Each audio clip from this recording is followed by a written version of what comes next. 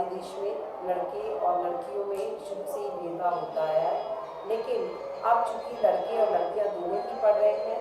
दोनों को ही अपना अस्तित्व मिल रहा है, दोनों ही एक दूसरे को समझते हैं, इसलिए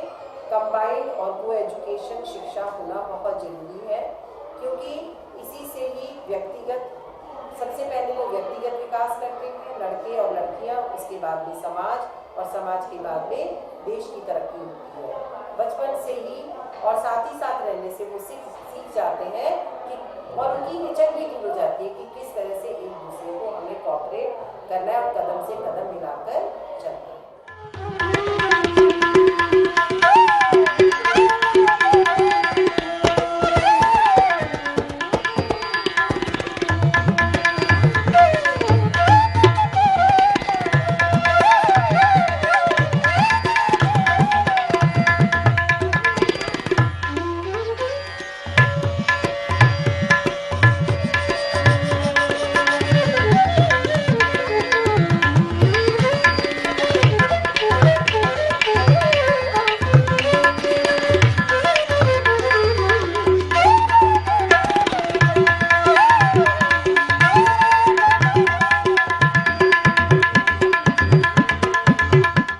वैश्विक स्तर पर हमारे समाज में प्रारंभ में लड़का लड़कियों की शिक्षा पर महत्व नहीं दिया जाता था, लेकिन बदलते हुए परिदृश्य में जब से वैश्वीकरण हुआ है, ग्लोबलाइजेशन का दौर आया है, तब से लड़का लड़कियों की शिक्षा पर बड़ा विशेष महत्व दिया गया है। ऐसा माना जाता है कि अगर लड़का लड़की एक साथ दोनों पढ़ते हैं तो दोनों के अंदर एक वाइडर सोच, एक बड़ी सोच का विकास होता है। ऐसा माना जाता है अगर दोनों एक साथ पढ़ें तो दोनों के मध्य में एक जो संकीर्ण मानसिकता है वो दूर होती है। यदि लड़का लड़की एक साथ पढ़ें तो पढ़ने के बाद एक ऐसे समाज का निर्माण हो सकता है, क्योंकि समाज के निर्माण में लड़का और लड़की दोनों की ही विशेष भूमिका होती है। यदि दोनों ही कदम से कदम मिलाकर प्राथमिक स्तर से लेकर हायर स्तर तक, हायर स्तर से लेकर सेकेंडरी स्तर तक और सेकेंडरी स्तर से लेकर के उच्च शिक्षा प्राप्त करते हैं, तो उन दोनों के अंदर एक ऐसी मानसिकता का विकास होता है जो हमारे एक विकसित समाज के निर्माण में एक महती भूमिका निभा सकती है।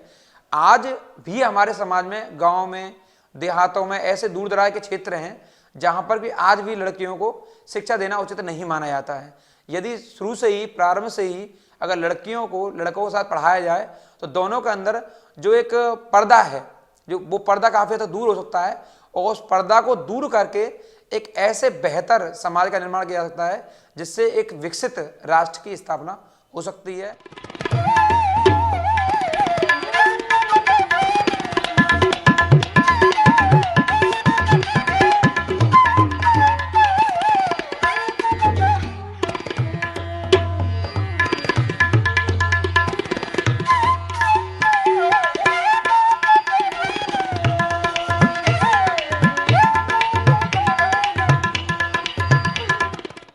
जहाँ तक बात है राष्ट्र और समाज निर्माण की,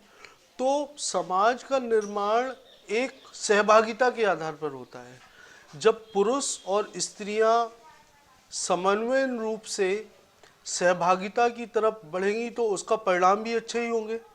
और इसमें कहीं ना कहीं जिन समस्याओं से देश गुजर रहा है, एक लोगों के बीच में एक संवाद की कमी है, उसको हम दूर कर सकते हैं। और एक राष्ट्र निर्माण, राष्ट्र एक बृहद स्तर पर देखें तो कहीं ना कहीं राष्ट्र की संपत्ति या राष्ट्र का निर्माण वहाँ के आम जनजीवन से होता है। जब आम जनजीवन ही स्वतः में परिपूर्ण होगा, स्वतः में विकसित होगा, तो राष्ट्र भी उतना ही विकसित और मजबूत होगा।